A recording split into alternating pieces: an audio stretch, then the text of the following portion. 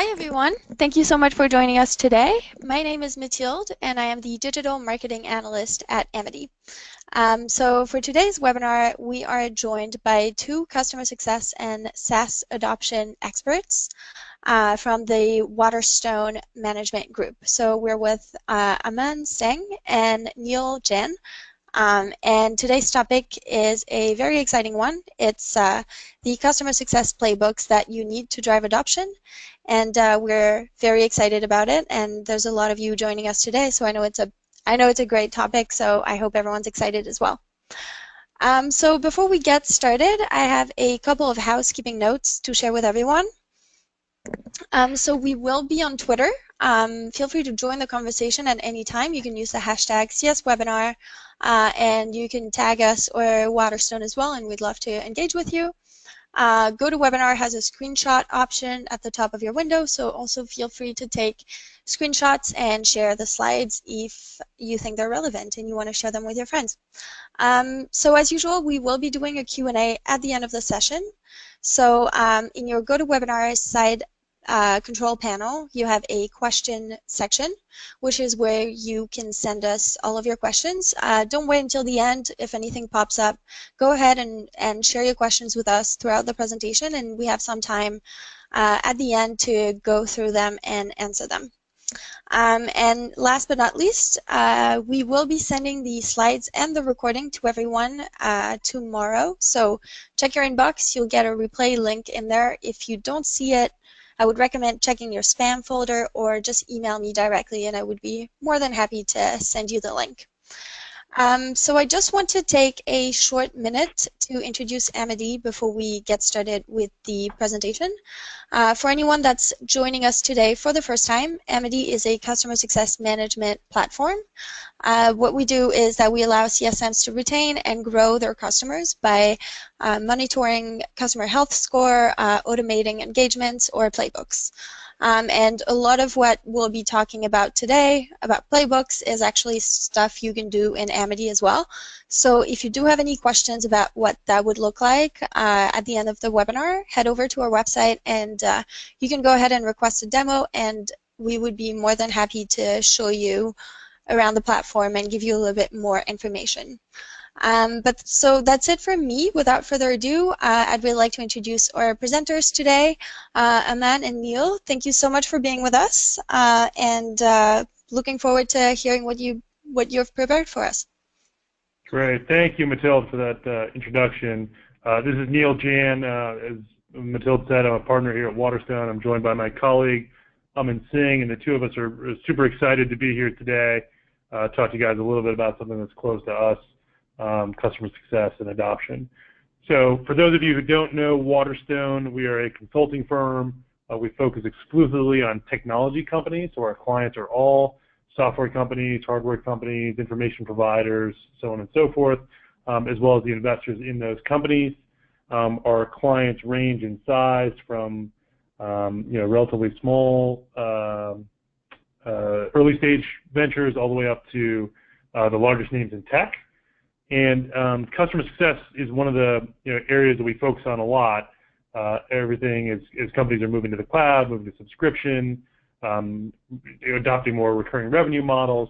A lot of questions and help that we advise customers around designing, scaling, improving customer success operations. And so that's what we're here to talk about today. Just to step back for a second in terms of, so what is the adoption challenge? Hopefully that's, resonates with everybody on the phone, on the webinar today. But kind of two things that why adoption is critical. From a customer lens, they're trying to maximize the value of their technology investment, trying to avoid shelfware, buying a product, not using it to its fullest capabilities. And at the same time, from a technology provider standpoint, you want to drive retention, customer satisfaction, ultimately recurring revenue, and continue to get that to grow. And so adoption is critical for both of those dimensions, and is why it's one of the areas getting a lot of focus these days. For today, we thought we'd tee up kind of four things. One, the first couple around why adoption is important. why customer success and the CSM role particularly can play a role there, and playbooks in specific. And then you want to get a little bit operational on, how do you get started? What are some of the, how do we think about playbooks? What do we see others in the market doing, both to develop them and from a continuous improvement process? Before we get into that, I thought it would be good to do a quick poll of the audience. And so we're going to go ahead and launch a quick poll, hopefully, if we can get this tool to open right. Should be on your screens, hopefully, and asking the question of, do you have adoption playbooks that you're using today? Either you don't have them, you do have them, the usage is inconsistent, you're have them and they're working well. So we'll give a couple minutes, we'll give another 15, 20 seconds there for people to vote, and then we'll show the results.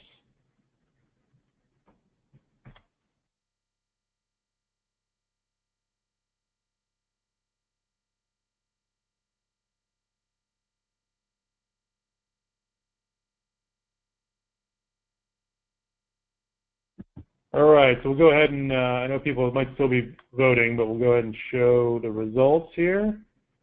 And so hopefully you can see that. Interestingly, 65% looks like do not have kind of formal adoption playbooks in place. Roughly a third have them. The usage is inconsistent, and then there's a handful of you guys out there that are crushing it, and I assume that you guys will be doing the next webinar for everybody here. So thank you for that. That's super helpful. In good context as we go through it. So, next, kind of to turn to, why adoption, just as a reminder for everybody, if you go to why adoption is important. The way that we think about this is kind of twofold. One, from a provider standpoint, on the right side, you can think of the business as churn rate and revenue growth. And all these dots on here are companies and where they fall, technology companies of different focus areas. It took a smattering of, I think, 30 or 40 of them. And, where they fall in that spectrum. Some of them you can see have a very high churn rate. They trade that off because they get really high revenue growth. Some more sticky have a low churn rate, and they're also driving revenue growth. The colors and the colored bars is their revenue multiple, or their valuation. So as you can see, the lower the churn, the higher the valuation. Also, generally speaking, the higher the revenue growth, the higher the valuation.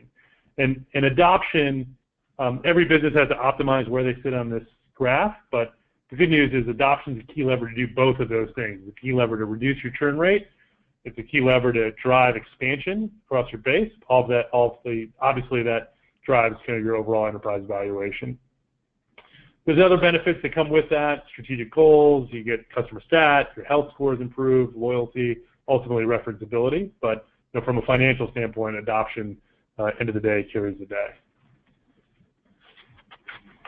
How do you drive adoption, you might ask? And so a lot of our clients come to us with this question, and they think about, well, what do I got to get my customer success team to do? We would argue that just while customer success is one piece, lots of things you can do throughout the customer lifecycle to help drive adoption, from early in the sales process to how you set up your products, services and deployment, right? A quick go live, having post go live offers that help people adopt when they're struggling, training, education, etc. In product, in help guides, content that's delivered in kind of bite-sized pieces that helps people on things that they struggle with the most. We're seeing more and more peer-to-peer help amongst communities. So a lot of things, and this isn't exhaustive by any means, that can help drive adoption. Customer success, though, and customer success teams, we feel, are a critical piece to this puzzle. And so that's going to be the focus of our talk today, is what can that function do, and how do they use playbooks to do so. Three things, around that we're going to dive into more deeply here. How do you drive adoption with, kind of a customer success team?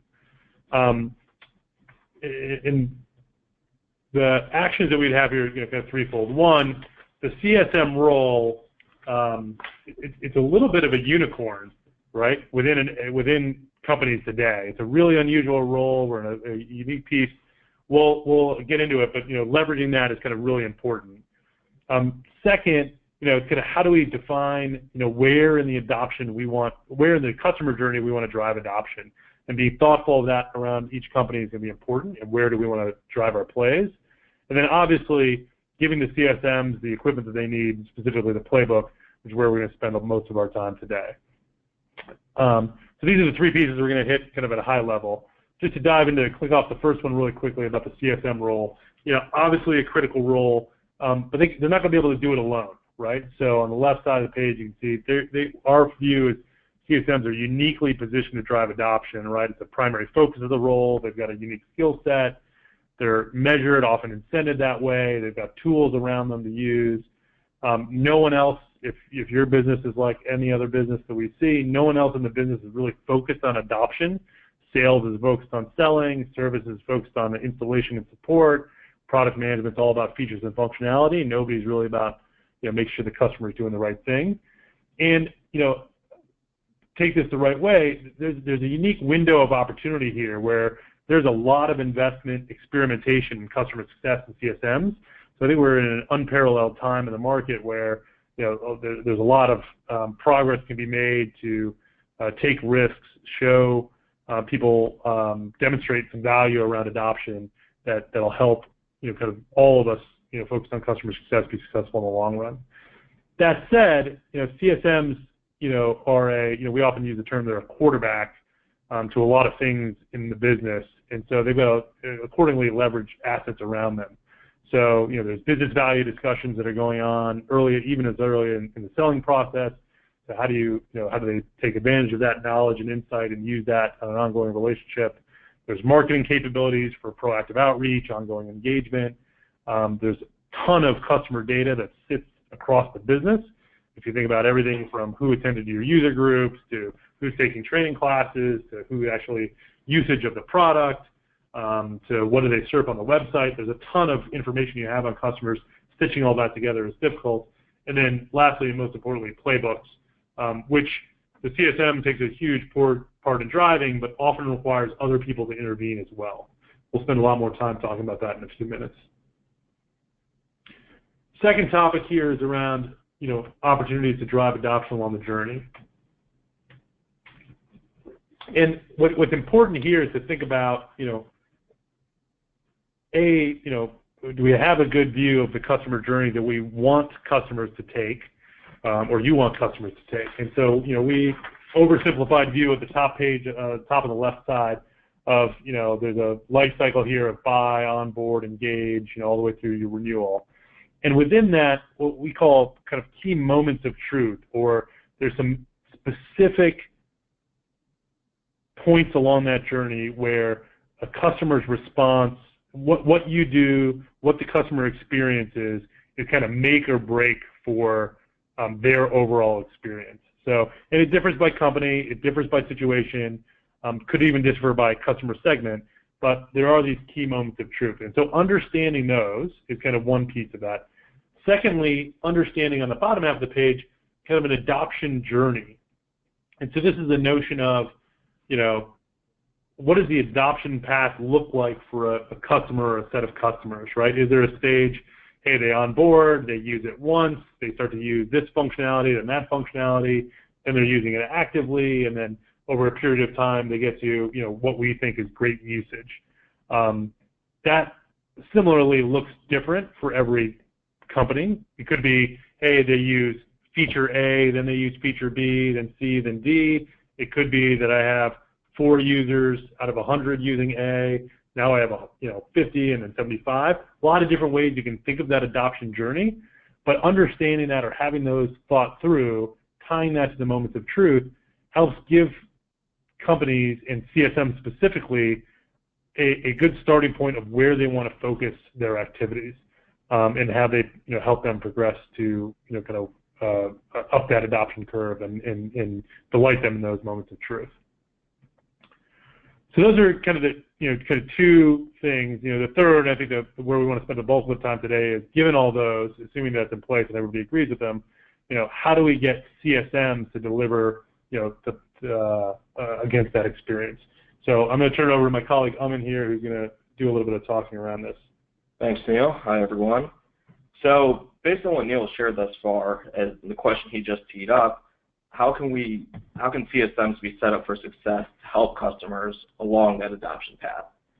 Now, not surprisingly, given the focus of this webinar, we feel that playbooks are a big piece to this puzzle.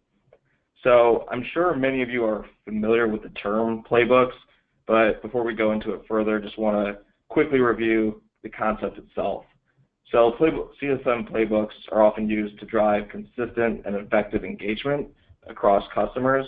And we think of them almost as a step-by-step prescriptive checklist for CSMs. And playbooks can either be time or trigger-based and typically have a variety of components that include the checklist of tasks, collateral, and other key references. We'll be getting more into some of those details in a bit, but again, just wanted to make sure everyone was anchored on what we're getting into. So now we'll go into some of the keys to success in identifying, developing, and operationalizing your adoption playbooks. So the first key to success that we've identified involves identifying the adoption plays to use across the lifecycle. And as you can imagine, there are many adoption plays to choose from. So on this slide here, we see a typical post-sale lifecycle and some examples of adoption plays that we've seen applied. As you can see, there are examples across each phase of onboard, use, expand, and renew. And to go into this a little bit further, starting with the onboard phase, one example playbook might be ensuring first use of a product or offering. So a way this playbook might manifest itself is after a customer goes live with the product, if we find that they haven't used the product within the first X number of days, there's a series of tasks and activities that a CSM should be triggered to take to help the customer actually get to that first use and further up the adoption path. Within the use phase, we see a lot of usage-driven adoption playbooks, which can either reflect low usage levels for a given customer or potentially even a drop in usage. So again, this might necessitate, might trigger some action from CSMs to get to the root cause of what's going on and apply a series of steps to remediate and get that usage higher. And we also see adoption being applied within the expand phase. So whether it's an upsell or cross-sell opportunity being surfaced to the CSMs or CSMs recognizing that customers are primed to realize additional value from other offerings, playbooks can be applied to help steer that process. And lastly, on the renew phase, example here, when we look at the 180 days out from renewal, this might be a good place for CSMs to effectively check in with the account and make sure that they have a good sense of the adoption levels and any potential risks that may be coming up that would potentially impact whether the account renews or not. So again, this is just a small subset of what is a large swath of opportunities, and obviously they will vary significantly based on your business and your needs. But as a corollary to that, it's important to get started, and we have a few thoughts on how to pick which plays to start with. So here at the bottom, one point is to focus on the areas where customers are struggling the most. For example, if you're having trouble, if you're getting a lot of customer inquiries during the support phase or during the onboarding phase, it may be good to focus on those new customer onboarding or first use adoption playbooks. Another element is to look at the plays that have the largest impact, and this might be by volume. For example, if you have a large base of customers with low customer health, it would be good to develop playbooks to help address that, or by customer pain points. So if customers feel they're needing more from your offering, that's potentially where you can look to develop some of those expand playbooks.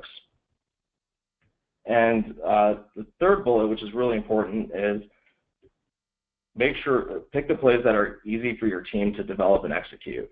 Chances are you have a lot of resources, collateral, and inventory of material and insights available that can help you develop some plays more readily than others.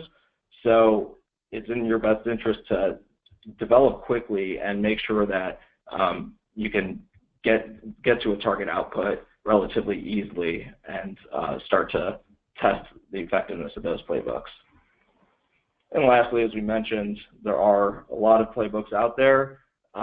In order to make sure that this is usable and consumable by your internal CSMs, it's important to maintain a reasonable number of plays. And for example, getting a couple hundred playbooks is not going to be something CSMs are looking forward to having to deal with.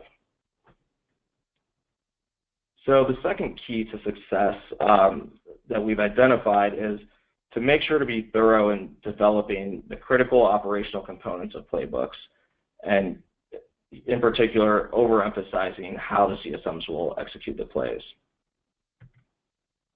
So on this slide, one of the things we hear often from our clients is we need some guidance on best practices on how to create a playbook and what does a playbook look like. And so while there's no one answer, there are some common themes. So on the left-hand side, we highlight the process for creating and maintaining your playbooks. And we've already introduced some of this, and we'll expand on it a little more going forward. But then on the right-hand side is a sample playbook template with some of the requisite components that we've seen commonly applied.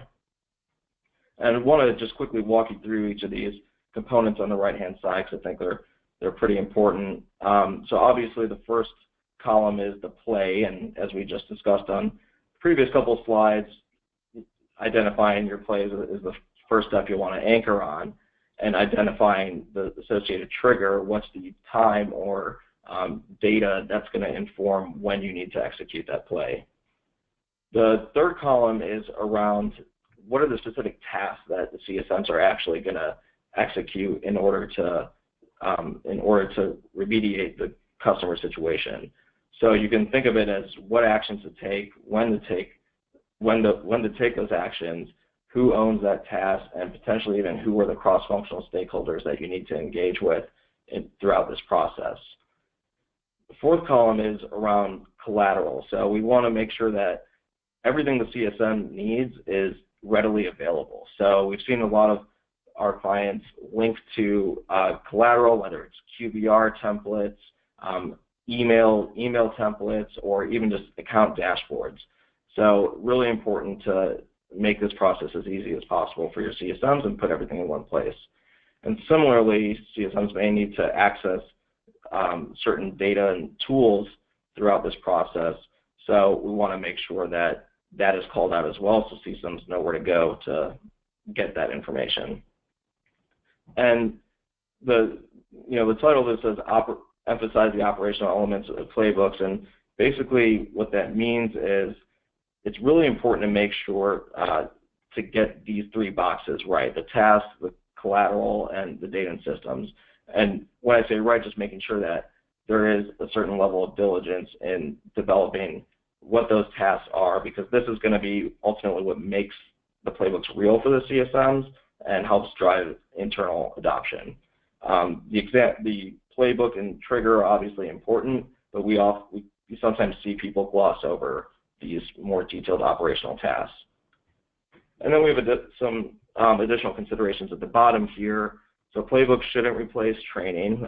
CSMs still need to be brought up to speed on their role in day-to-day activities accordingly.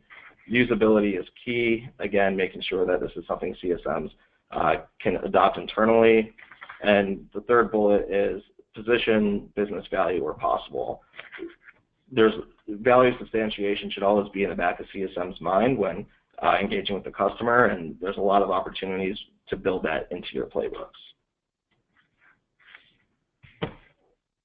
So the third key to success that we've identified is that you can increase your playbook effectiveness by leveraging the same adoption paths that Neil had teed up earlier along with data and direct feedback.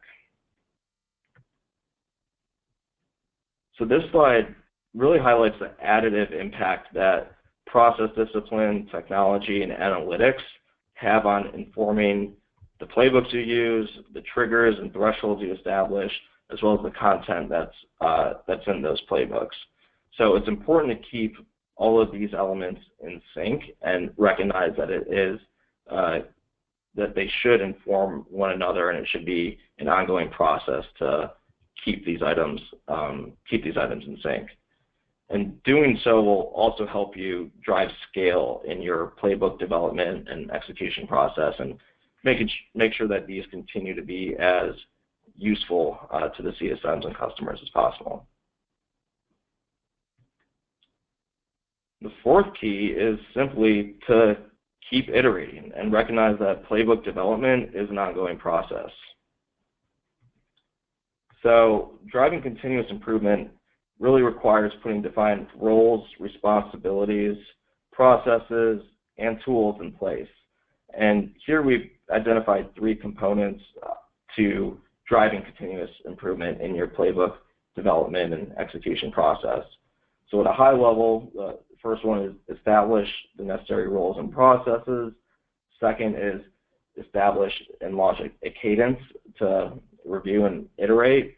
And the third is to actually operationalize and measure, operationalize the playbook improvement process and measure the effectiveness of your playbooks. And going a little more detail into each of these, so starting on the left-hand side with establishing the roles and processes, we think it's really important to identify a process owner that can oversee the feedback loop. So someone who can oversee what playbooks are we developing, what insights are we getting from the field, and are there any potential modifications that need to be made to the thresholds or the content within the playbooks, and making sure that they're staying in lockstep with all the stakeholders, not just the CSM. And that kind of leads to the next point, which is identifying the cross-functional stakeholders to bring in. When it comes to launching a cadence for reviewing the effectiveness of your playbooks, you'll want to, there may be various topic areas. One might just be, we launch this playbook, how do people think it's working? Give us your insights on, are there content issues? Is there additional collateral that needs to be developed, et cetera? You might have other review meetings that are focused more on innovation and what are some new playbooks that we should potentially be sourcing? Are we getting additional gaps from our customers that we haven't addressed with our existing playbooks? And I think it's really important to put the mechanisms in place to leverage data. So we think about it across 3 buckets of your operational measures, your customer and stakeholder sentiment, and then your financial metrics. And you have some example operational measures here as they pertain to playbooks, looking at number of playbooks executed, triggers initiated, number of accounts engaged, et cetera. The last bucket, which is operationalized measure, as we mentioned, it's developing the playbooks is all well and good, but we want to make sure that we're seeing the results in the field. And one of the biggest challenges is actually tying your operational measures to your customer and stakeholder, as well as your financial outcomes. So it's really important to put some diligence and thought into how does our playbook execution impact things like our churn, our net retention, our CSAT, things like that. So having that lens is extremely important and will inform the kind of future iterations of your playbook. And that kind of leads to the next point, where we want to revise the playbook content, structure, et cetera, on an ongoing basis, as well as source new playbooks. So just to give you guys a little more meat behind what we've teed up, want to share a couple example adoption playbooks that we've seen and we've helped some of our clients develop. So these are definitely eye charts or slides with a lot of content in it, and want to just show show them at a high level, and we'll go deeper into one of the examples as well. So this first playbook is around customer onboarding. You can see the structure has the components of here's what the play is, here's the trigger that launches the play, the specific task that the CSM needs to execute, and collateral needs, and the data and system needs, similar to what we teed up before. And you can see kind of some of the macro steps around onboarding initiation, hosting a client kickoff call, and having an actual onboarding kickoff call. The second example is around low usage. So this is a low usage adoption play. And you can see on the left-hand side here, the trigger that launches this play is a low usage alert, which typically means that a customer's usage is below a certain threshold. And walking across this, this playbook here, you can see that they've defined play phases. So the first phase is, once we see this low usage alert, analyze and review the usage with the customer, and after that process is done, initiating an adoption campaign discovery to see whether the customer is amenable to going through an adoption campaign. And then to go in a little more detail here, just double-clicking on this first play phase and looking at the task behind it, we see everything from first step, this alert comes on, let's get oriented on the account details, understand what's going on, look at the utilization, see if there's been any trends that are relevant, or any potential external factors that may have been driving it. Then next step would be to actually reach out to the customer and see if there's any additional rationale for why the usage may be lower. And then the next steps kind of tee up that second phase of whether or not we can looking into launching an adoption campaign.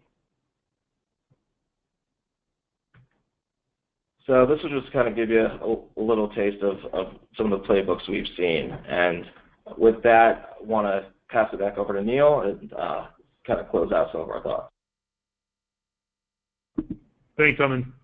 So just a recap here, I think 3 or 4 things we'd want to highlight. One, obviously, a lot of things you can do to drive adoption. Customer success is critical to doing that. The CSM role in specific, well positioned to drive adoption, but they're going to need some help to do that. And playbooks are a big piece of that. Think about that, driving adoption and using those plays across the customer journey, and be thoughtful about where that is. As we said, based on the moments of truth you're trying to drive, the adoption path you're trying to drive, and where the biggest customer pain points tend to be. And then lastly, all the things you need to do around playbooks in terms of focus on the operational side, make sure that you've got a continuous feedback loop and iterate them. So all those things relatively important. When we oftentimes we get asked, hey, well, what's the one thing that people would suggest you take away from all this? And in our view, in talking to all of our clients and even non-clients, people that we just talked to in the industry, is just get started. So playbooks don't need to be perfect, right? We've seen everything from formats from scratch on the back of a napkin to Excel to Word documents to load it into customer success software. So a lot of different ways you can do them. Pick a few plays. You don't have to do, obviously you don't want 100 as Aman mentioned, but you can start with a handful of them and get those going, test them, and you'll learn as you go. Focus on usability. Oftentimes we see a lot of work done designing the plays, and then you're trying to get them in the hands of the CSMs, and they kind of fall down because all the materials are in different places, or it's stored on somebody's hard drive, or they don't have, I need to do this action, but I don't know how to do that. So the more you can figure on how to drive that usability with input from the team and help, get their help in shaping that, obviously important. And then lastly, as we said, this is an iterative process. So get started, take your time. There's always going to be some missteps at the beginning, but you get it rolling from there. With that, we'll, I think, turn it back over. Love to open it up. We have some additional time for some questions, and so I think Matilda's going to help us out a little bit with that. Yeah, thank you so much for the presentation. That was very informative. We did already get some questions, so why don't we get started right away? If anyone else has more questions, now is a good time. Go ahead and send them to us while we start answering the first ones. So Rick right here is wondering, for companies whose customer sizes and markets vary drastically, is it always recommended to have multiple tailored playbooks, or is it possible and practical to have a single playbook for all customers? So this is Neil. I'll go first, and then Aman, you can feel free to add any questions you have. I think, Rick, if I understand your situation right, you got a lot of companies, a lot of customers in different segments, different sizes that have different needs, and as a result of that, most likely you're going to have different play books. And I'll caveat that two ways. The play might be the same. So you might say, look, for all of our customers, onboarding is really important to our experience and the journey that the customers have. That's a big pain point today. We're going to focus, like a laser on onboarding. What the playbook, the activities and the tasks that the CSMs actually do might vary within onboarding for any different segment. So, the plays might be the same, but the actual playbooks could vary by segment, and we see that definitely from time to time. Conversely, you might say, hey, onboarding is really important for one segment, but it might be different for another. So I think it's possible to have a single playbook for all customers, but assuming most customers, most companies we deal with, their customer bases are a little bit varied. We tend to see some variation there as well. Yeah, and the one thing I'd add is playbooks can be kind of you can leverage kind of the same core tenets within a playbook. For example, if you have a tier customer base, high touch, just in time, and kind of more of a technology touch base, you might be using some of the same core messaging and activities for each of those tiers, but for your lowest tier, for example, you might be using more automation to actually get the message across and reach out to the customer. So some of those underlying components can be applied certainly across all customers. Awesome, thank you. Another question here from Diane. Do you see any problems with lack of completion of playbooks due to a CSM's client not engaging fully? And if so, what are some solutions? Yeah, so I think we see a couple things happening. So one, and maybe slightly different than your question, one is there's adoption of the playbooks by the CSM. So how are CSMs actually using the playbooks as they've been designed? And so a little bit of that requires a little bit of monitoring, reporting, quality assurance, if you will, to make sure that your customer, the CSM teams are using the playbooks and delivering them effectively. In terms of, hey, they're running the things, they're reaching out to customers, but customers aren't being responsive or the plays aren't getting completed. I think we do see that, with every customer, you're not going to be able to control what they want. So you definitely see that for sure. In terms of kind of remedies for that,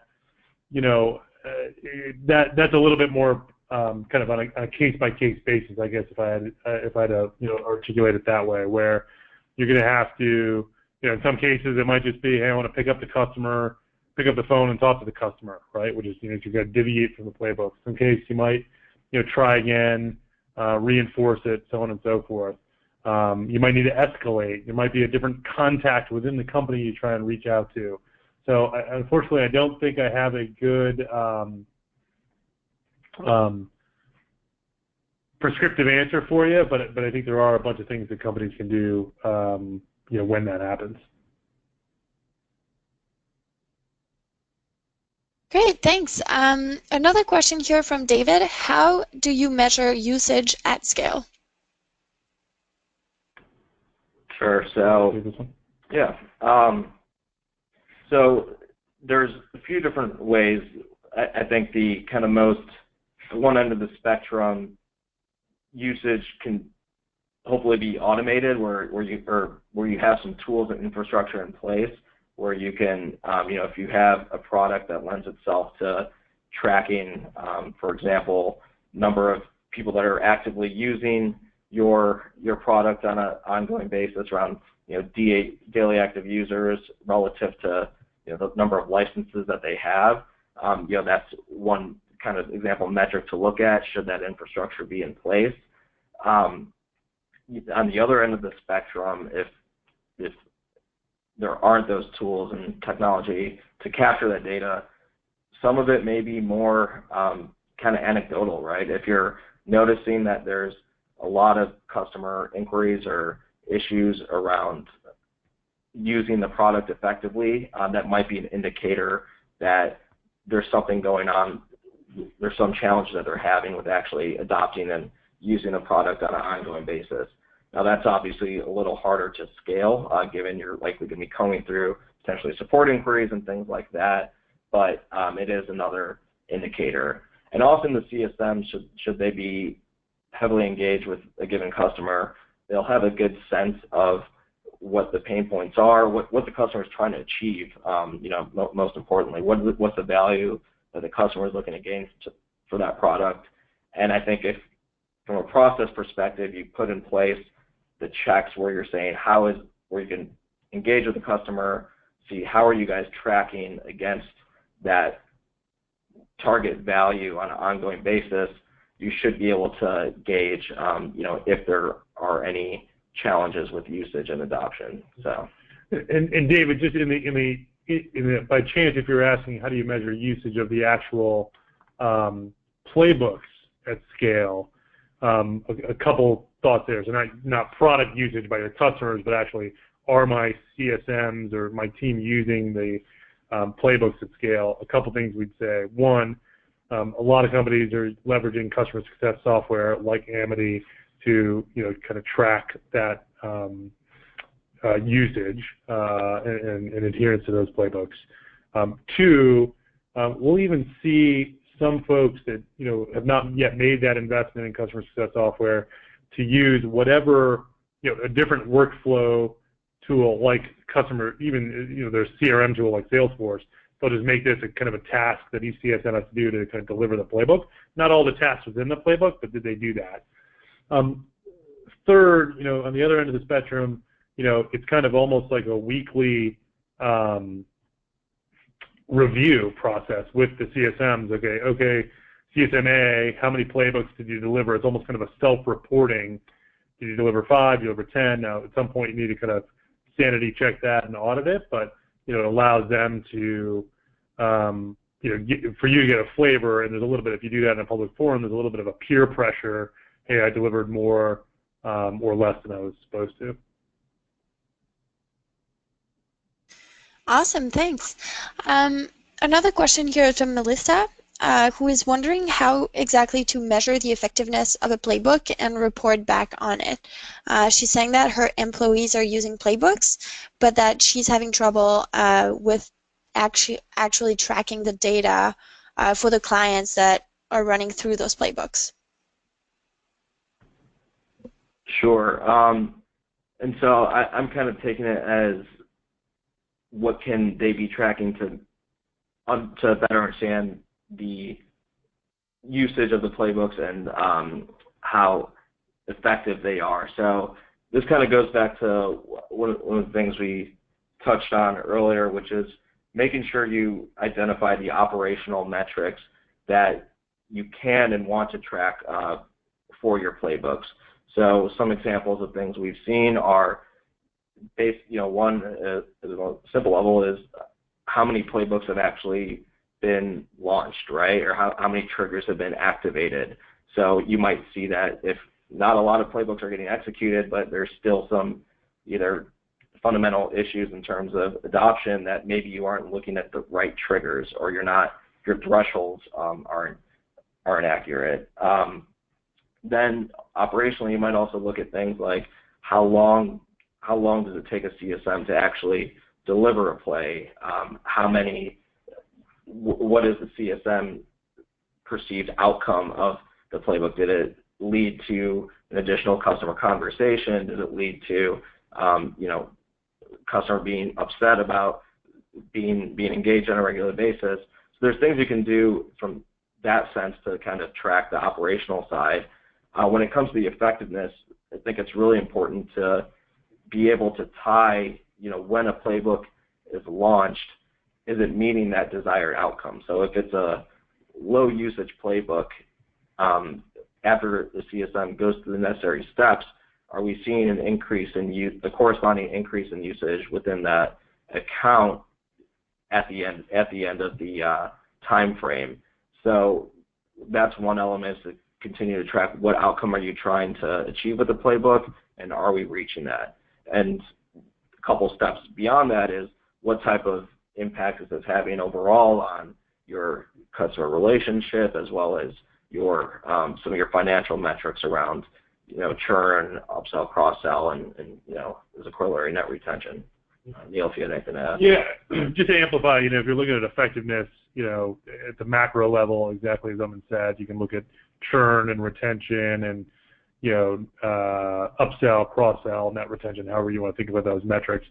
Somewhat hard to draw a line between the playbook and that. Hopefully there's some correlation. The second, clicking a level down though, there are metrics you might look at specific to whatever that playbook is. So for example, if you have, going back to the example that Aman highlighted, a low usage playbook, you might take a baseline and say, hey, look, these are how many of our customers are low usage on average. 10% of our customers are low usage on average. We have now put in this playbook. We're starting to execute it with those clients that were low usage. Now, that's reduced by X, right? Conversely, if onboarding was an issue, and it took 6 months to onboard a customer to get from contract signing to kind of first effective use of the product, hey, now are we measuring the time it takes to onboard, and through the use of playbooks, is that getting reduced? So I think tailoring the measures to the actual playbooks you're using can help kind of demonstrate the effectiveness.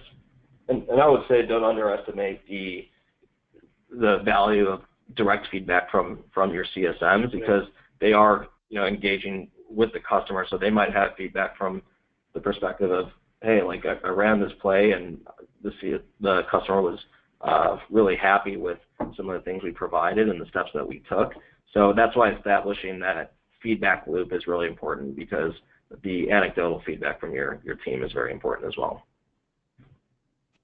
Awesome, thanks. Another question here is, what are your thoughts and recommendations around having different playbooks for high-touch customers and low-touch customers? Yeah, so I think we kind of touched on this a couple questions ago with regards to if we think about your customer base across a few different tiers, I guess the first thing to do is to identify the adoption path for your overall customer base and understand there's nuances across those different tiers.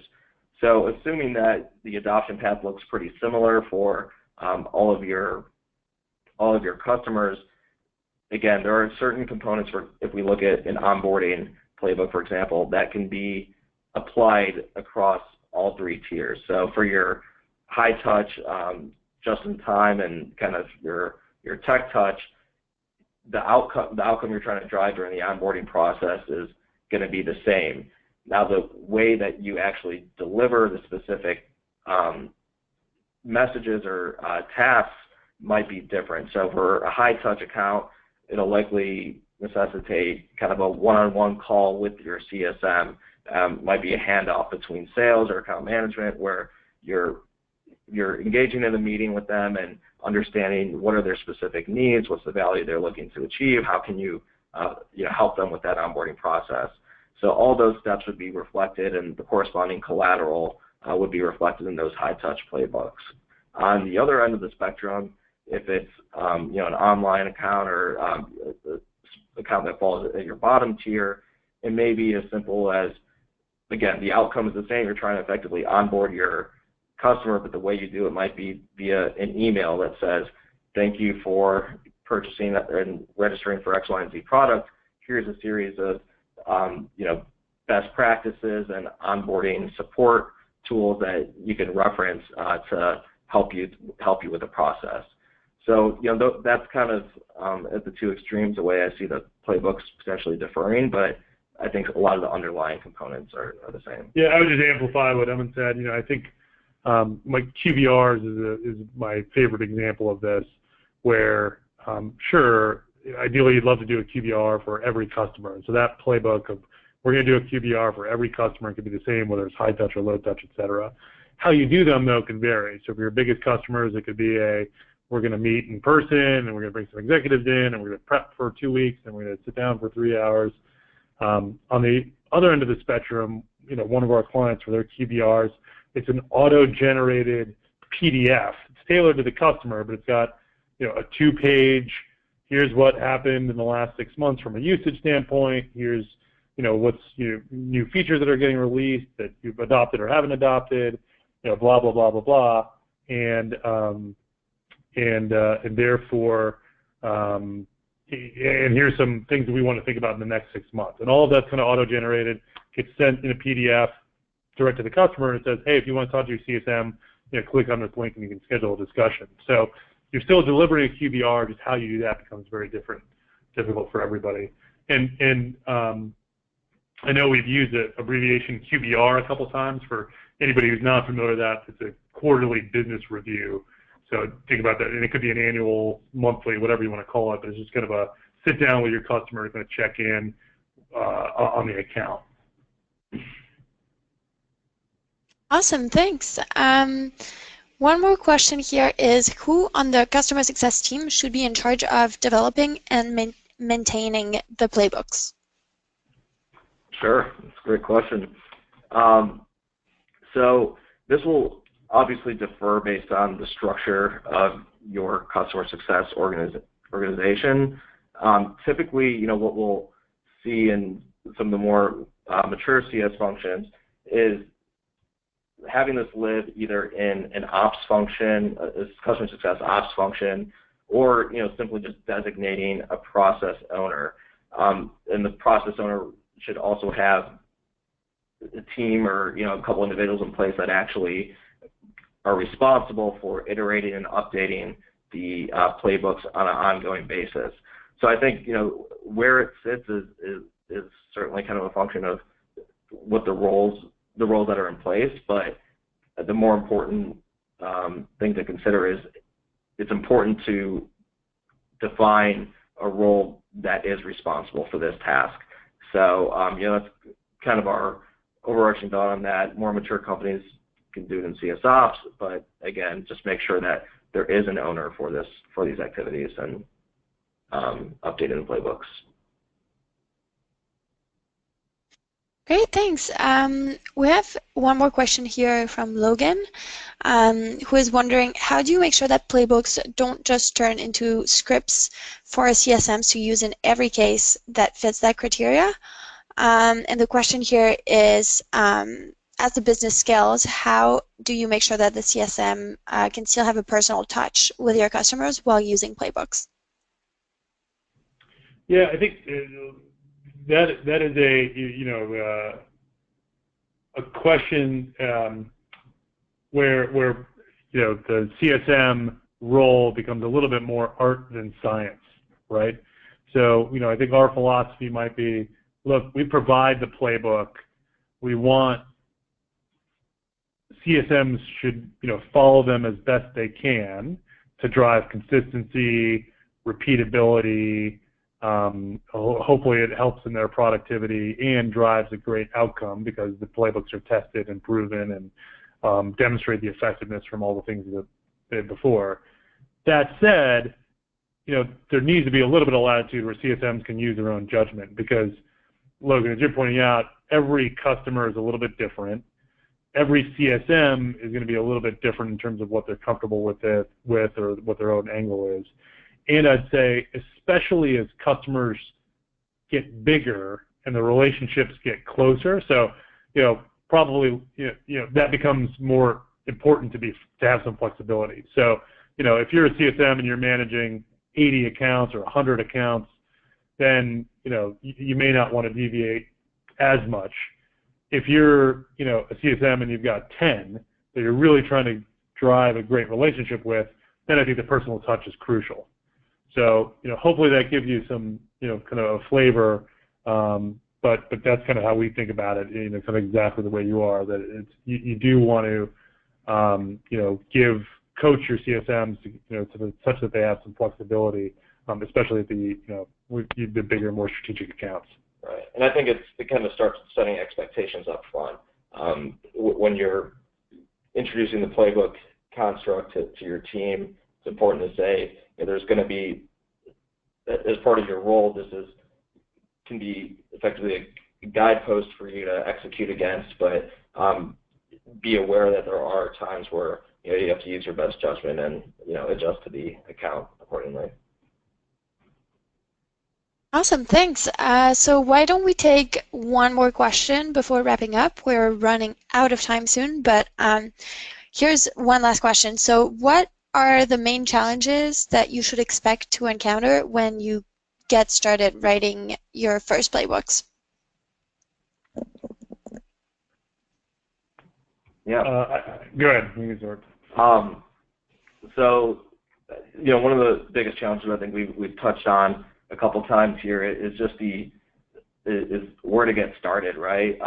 So we touched on a little earlier, how do you select which playbooks might be the most relevant, understanding, one, kind of what information and collateral do we have readily available to start developing the playbooks, two, what can we get the team to adopt internally, pretty quickly. So I think first step is just, identifying the playbooks you want to use.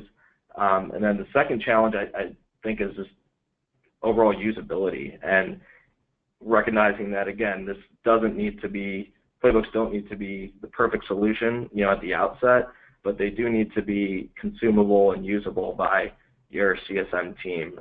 So it's really important to include them in the playbook development process and get their feedback to make sure that this is something they're actually going to be able to use and that they'll find useful in the field, and not just something that'll inundate them with, way more information than they can actually execute against when engaging with the customer. Yep. Yeah. Pick and play. That's going to be the hardest one. Yeah. Picking one or two to start with. Awesome.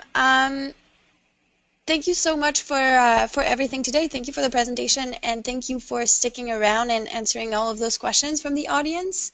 I hope that we answered as many as we could. I know we weren't able to go through everything, so thanks again to everyone in the audience for sending us so many questions. And if you didn't get an answer, I'm sure that Aman or Neil would be happy to connect on LinkedIn or via Waterstone as well. Yeah. Okay, so I think, do you want to give everyone your contact information and how to reach you, maybe? Yeah, so at the last slide, we'll send out the materials, but on the screen right now is our email addresses. As Mathilde said, feel free to reach out via email, LinkedIn. We'll distribute the materials, so you'll have them. Happy to talk about this all day long. It's something that we're passionate about. So even if you just want to use this as a sounding board, feel free to reach out. Awesome. Neil, Aman, thank you so much for everything today. It was awesome. We'll be sending the recording to everyone tomorrow, so keep an eye on your inbox. And thank you so much for being with us today, everyone. Wonderful day. Thank you. Thanks.